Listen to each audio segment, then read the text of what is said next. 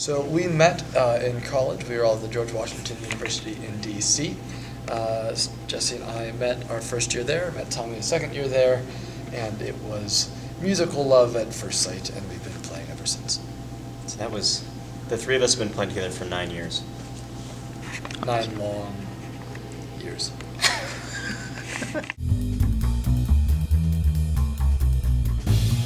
Where did the name come from?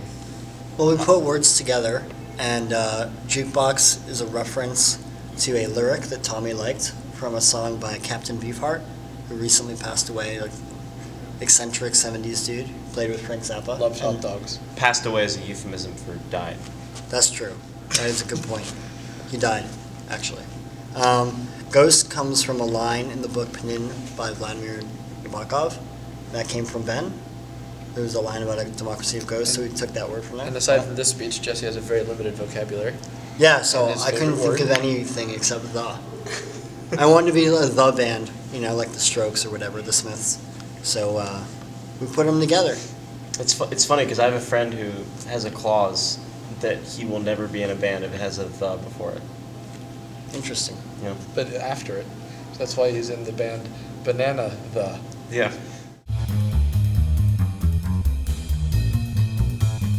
I actually think that being a piano-based band has helped us in a lot of ways, because even though we might have made incredibly original music no matter what, obviously having the piano kind of automatically sets us apart format-wise.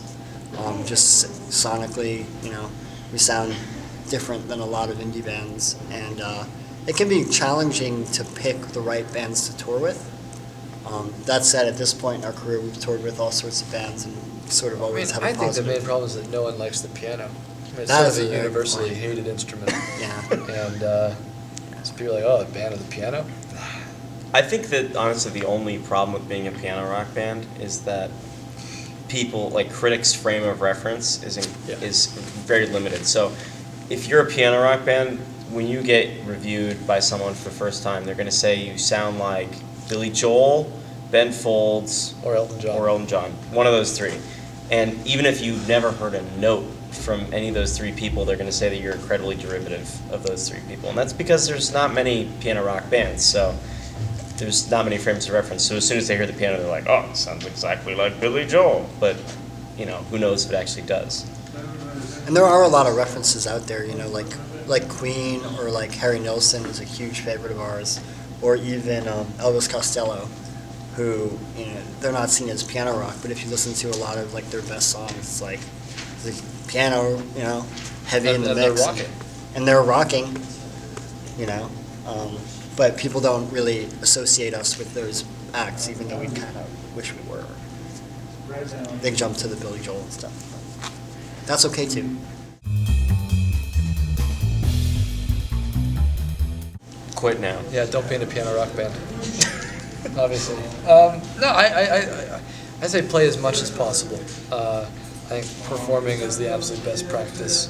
When you're getting going, don't lock yourself into anything. Don't think that every song you write has to be out there forever.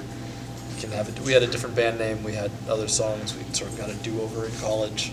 I don't know. I do think performing is the best practice. And when people start coming to shows, locally or whatever, and it's not just your friends, then you're doing something right.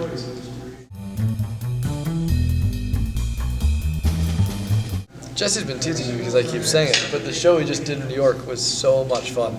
Just during the blizzard, and just so many people came out. And there was an amazing lighting system, and the crowd was amazing, and everyone who was there had to really brave the weather to get there. It was the middle of a blizzard, so it was super hard to get to. Just the energy was amazing, the venue was amazing, and then afterwards we had a huge snowball fight, and that was superb.